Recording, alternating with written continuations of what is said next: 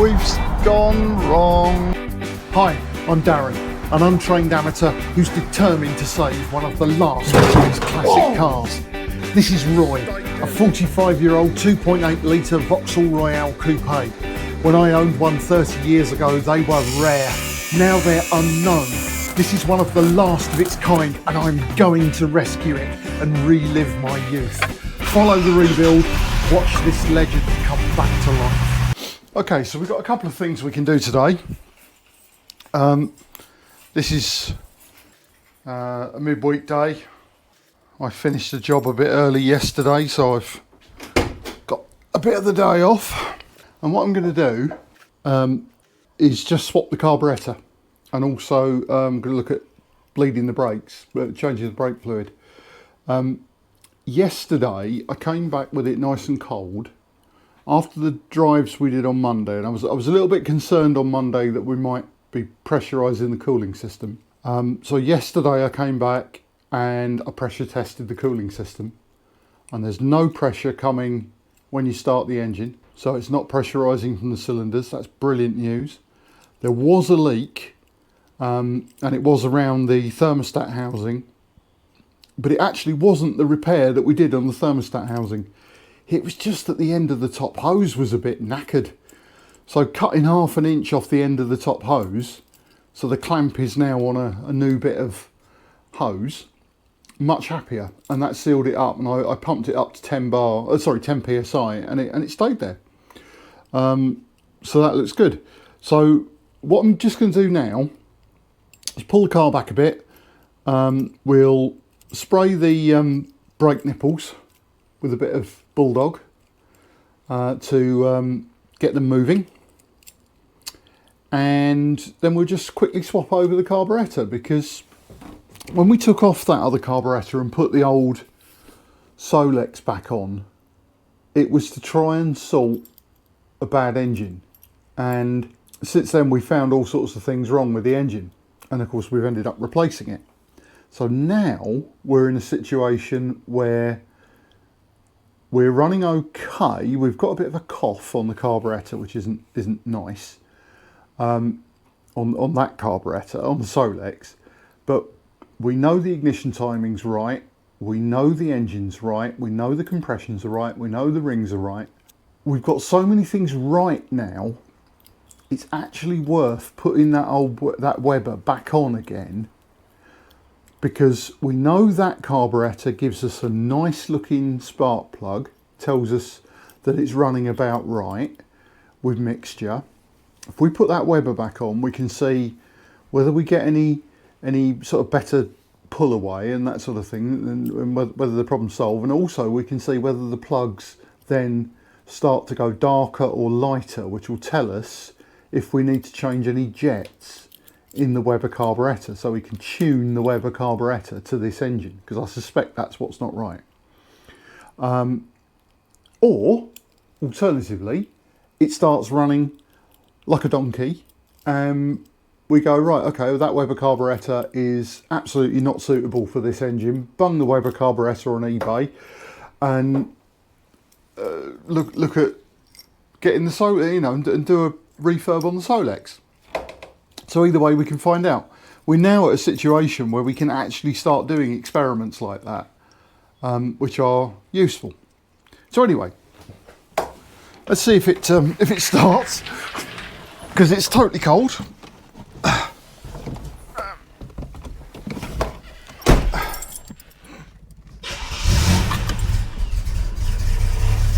Well, look, I'm going to take that every day. That wasn't a setup. That absolutely was not a setup. I have not started this car. That hasn't run since yesterday.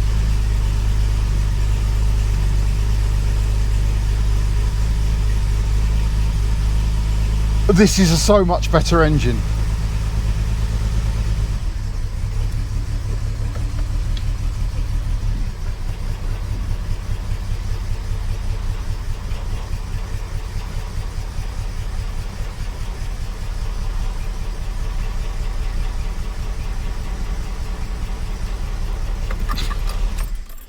Don't want to get it too hot under there, but yeah, I'll take that every single day. So we can take that carb off as a unit now and know it's set to perform like that, so we can see if the Weber's any better or worse. I mean, this car has never started like that. I mean, it's not that long ago I was having to pour petrol down it to get it to go.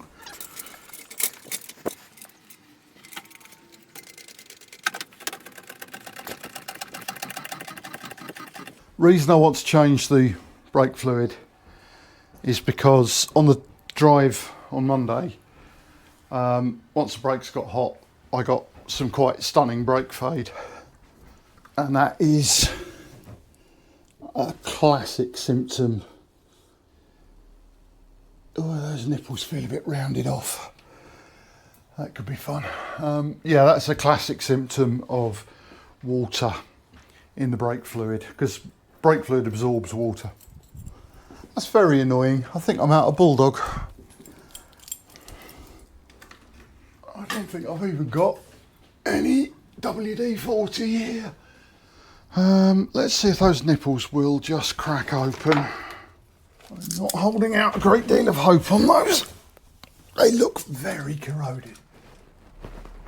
Oh, that one's gone straight away. Right. That one's in quite a good state, so we might as well do the job.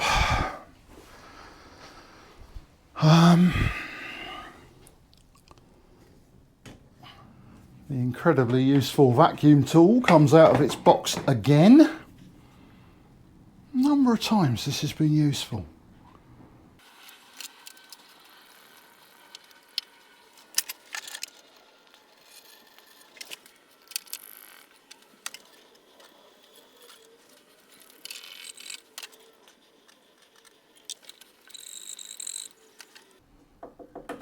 Okay, so that's got all of the old fluid out of the master cylinder reservoir, so we can put fresh fluid in there, and then we can do the same from the nipples and pull it through.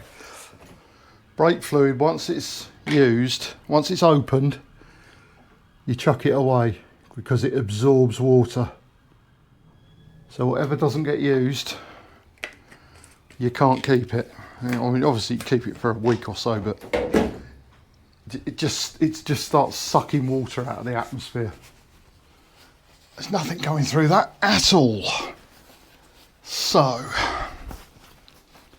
I have another gadget which I bought years ago, and it's brilliant for this.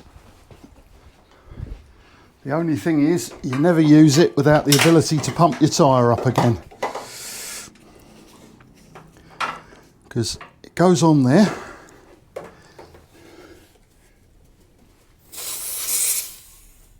and then you hook it up to your tyre, and that's now put whatever pressure is in your tyre in the braking system. That's got some real gunge come out of that.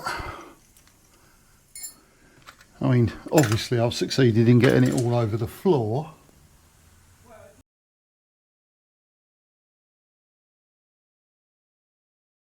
Okay, that little job goes down in the grand scheme of things as mostly successful. We got a fluid change on both fronts and the driver's side rear. The driver's side passenger, the driver's side passenger, what a complete load of nonsense. The rear passenger side, the nipple instantly snapped, and it snapped with no force, so somebody had already been leaning on it, I think, because it just went, it went too easy. It was, I put hardly any pressure on it and it just went. So nothing, so the old fluid is still in that quarter of the system, but you know, having 3/4 of it done is better than nothing. So I'll take that for the minute. that means that when I get under there, that caliper will have to come out and be looked at. So that's fine. Right. Let us now just quickly whip off this carb and we'll put the Weber on and see if it's any different, whether it's better, worse or indifferent. Right, so that comes off very, very easily, as you see.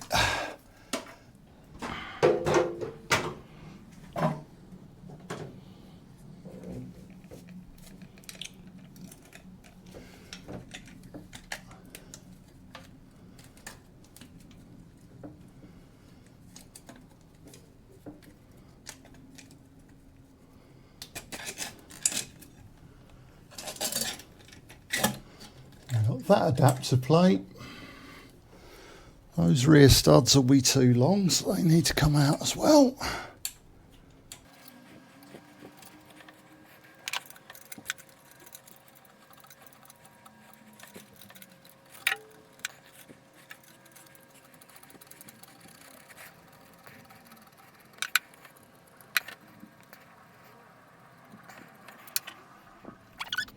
Okay, so studs come out. Let's get some M6 bolts for those. Even with that one bolt, it's now fitted better than it was originally. I'll have to adjust that in a sec. It simply doesn't look big enough to do the job, does it? I seem to remember commenting on the ruddy, stupid place they put these bolts last time. Having said that, I want to take the top off anyway, so because I want to check inside the float chamber and make sure it's not full of gunge, given the state of that tank. See, an advantage this carburettor has got over the other one is this has actually had a service. So it's had I gave it a proper birthday. It's had its service kit and everything.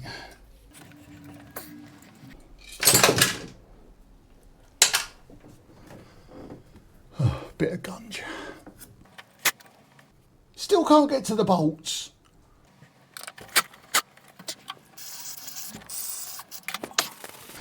Yeah, this has had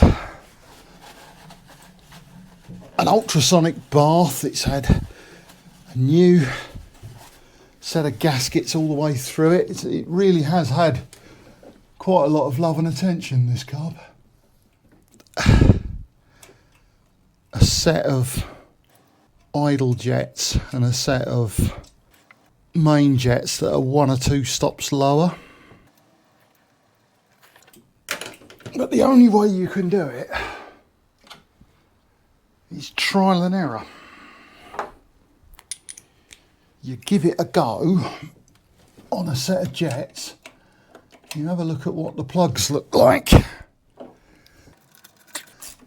and then you go a set of jets lower. So basically what you have to do is buy a complete set of jets in every possible size, and you just keep trialing and erroring your way through them until you get the right combination.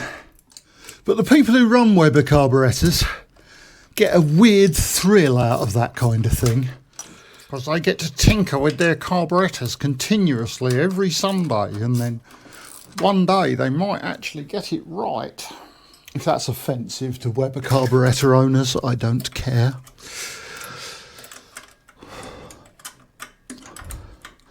Because how can you design a carburettor where you can only get to one of the bloody mounting nuts with a spanner?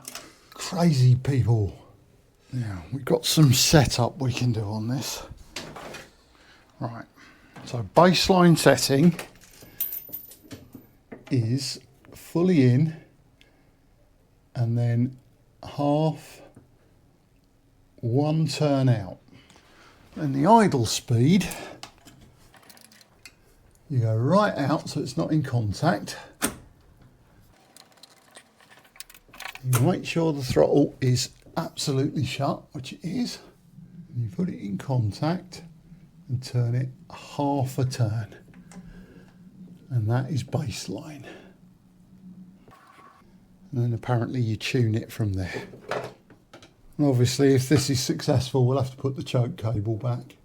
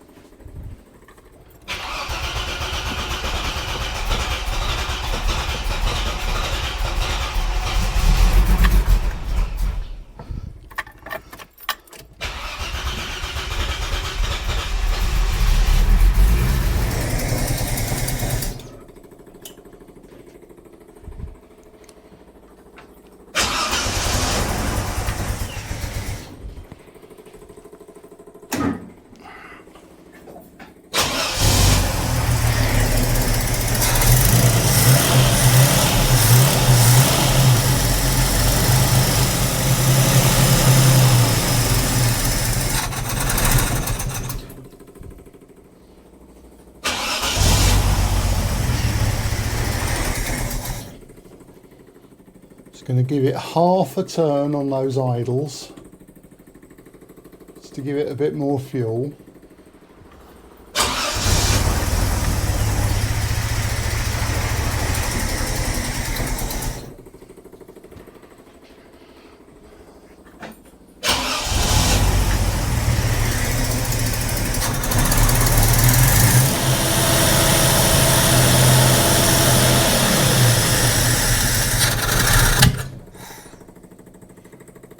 Rude.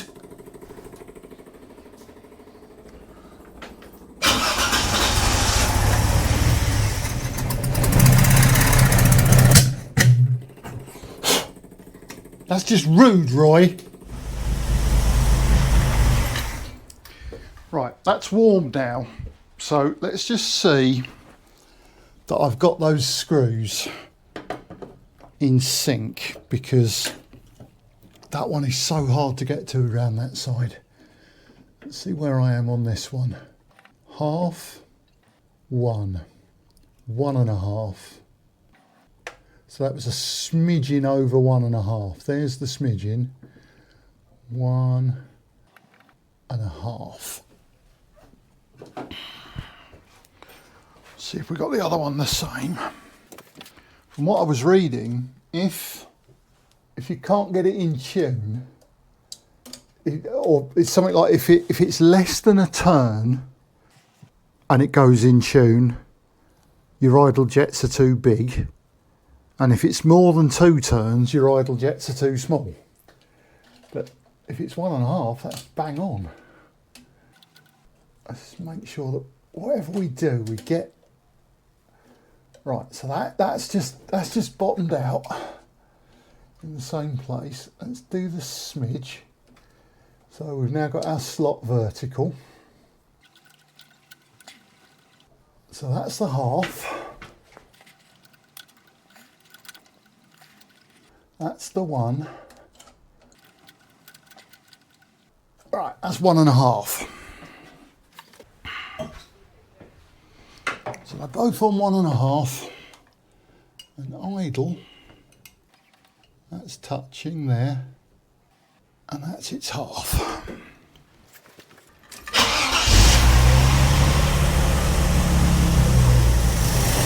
The less on the idle screw is good, because the less those throttles are open, the more is running through the idle circuit, which is how it should be.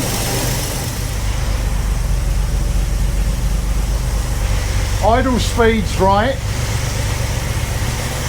If you remember, if you were watching, I'm assuming you've watched all 30 odd videos. If you remember right at the start, we could not get the old engine to idle at all. It just wouldn't do it. Still 1.7. Let's take it another quarter.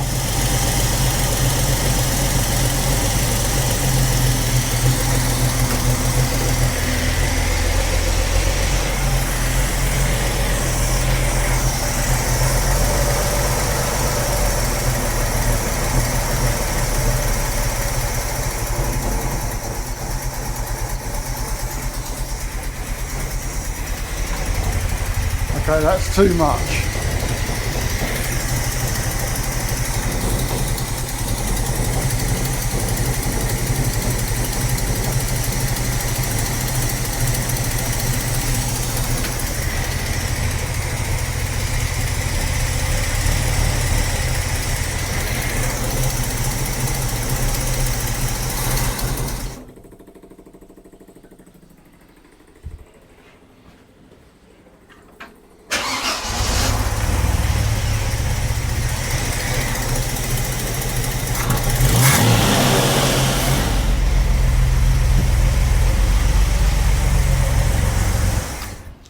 Okay, that's sitting bang on 1.5 now, which is what it should be.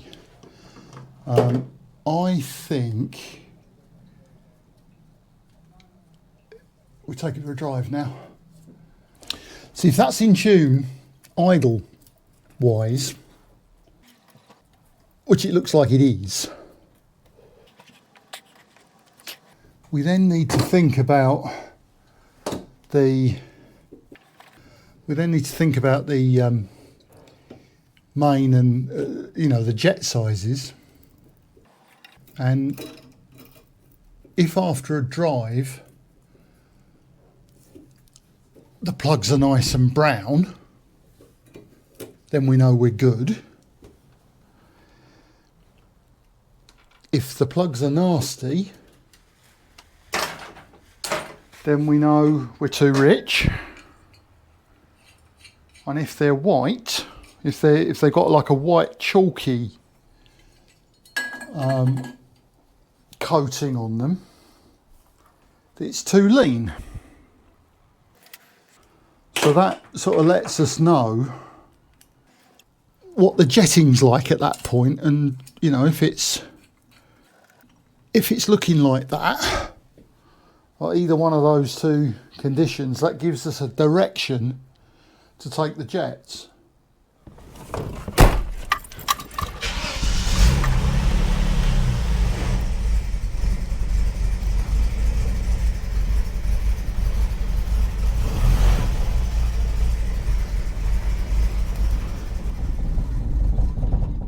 Yeah, so we're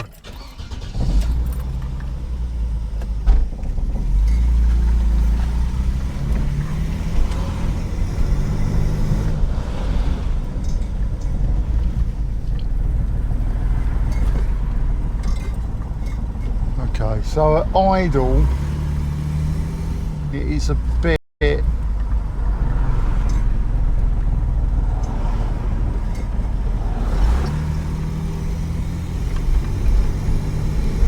we haven't got that annoying cough.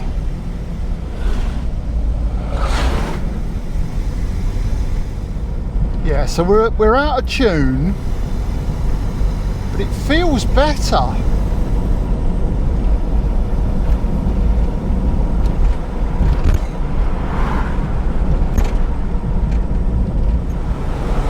So the idle is not right yet.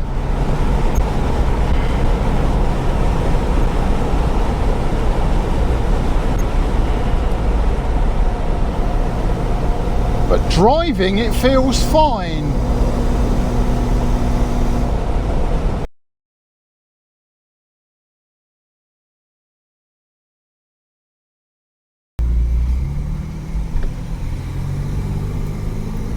So I think we're there. This is, I've just tuned it with the vacuum gauge. So it's pull the mixture screws out until you get the highest manifold vacuum.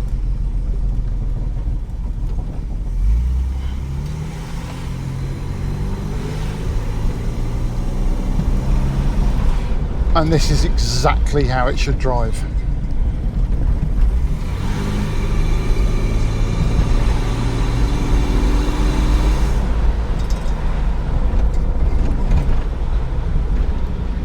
But did tell me a crucial piece of information.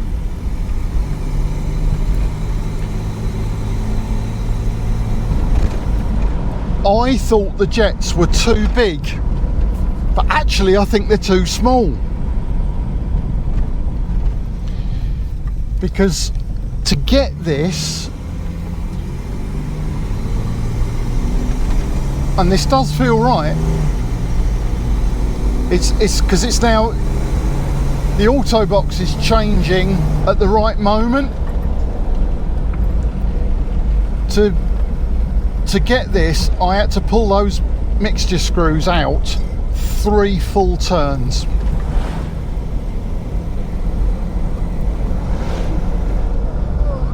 That's far too far. So we need to go up an idle jet, at least, possibly 2. We've got 55s in there now,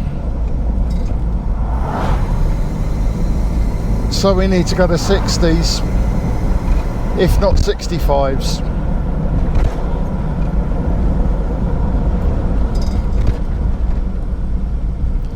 And the main jets are 145s, so they probably need to go to 150 or 155s. Oh dear. Oh dear. Not good. What's wrong? We've gone wrong. Brilliant.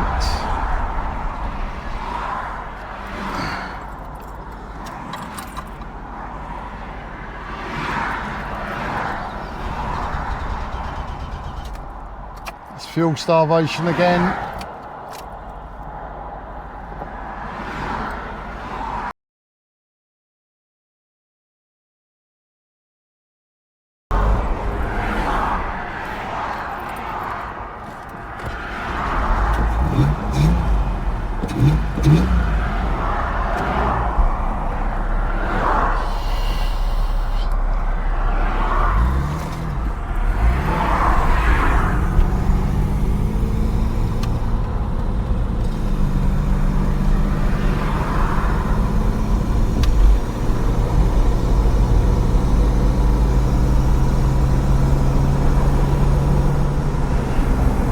We've got the carburettor working, but that tank has got to come out. That just blocked up the fuel strainer in the tank. I had to blow it back to clear the strainer out so that the pump could suck. The pump was sucking on nothing. That tank's got to come out. That is the next job. Jetting that carburettor can be done at my leisure. It's in, it's running, it's in tune. Yeah, my God, that tank's got to come out. That was horrible. Yeah, that's enough for today. Let's put Roy away. And I'm gonna buy a big bucket of citric acid, because that's what it needs. It needs its tank taken out, and it needs a citric acid wash.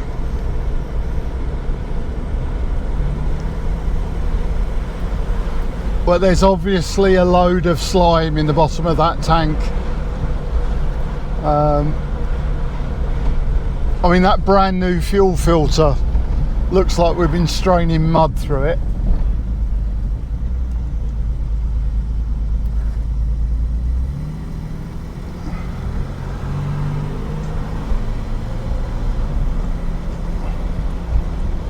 It's doing its job though, it didn't gunge up the carburettor.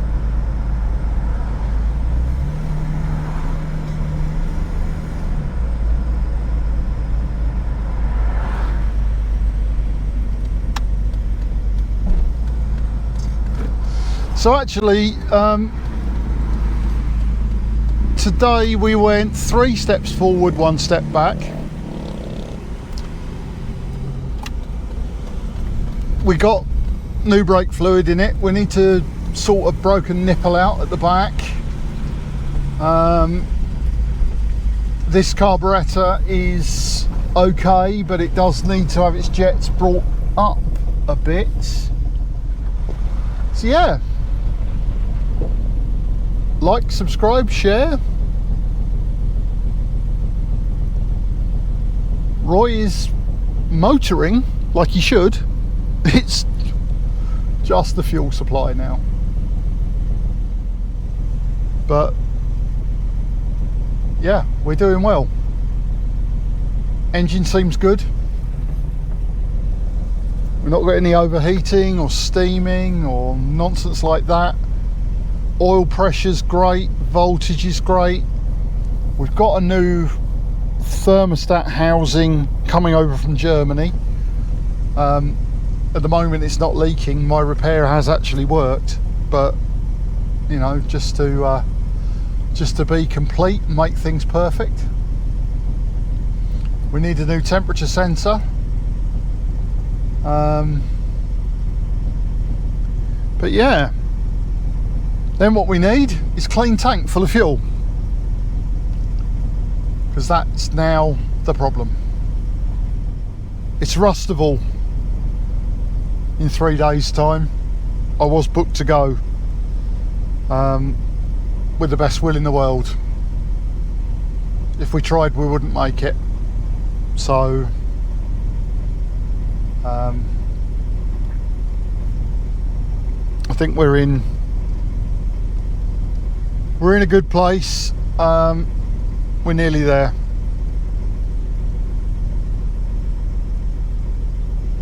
I will make a practical classic out of you, Roy. But yeah, like, subscribe, share. I'll see you in the next episode of Rescuing Roy, where we're probably pulling a fuel tank.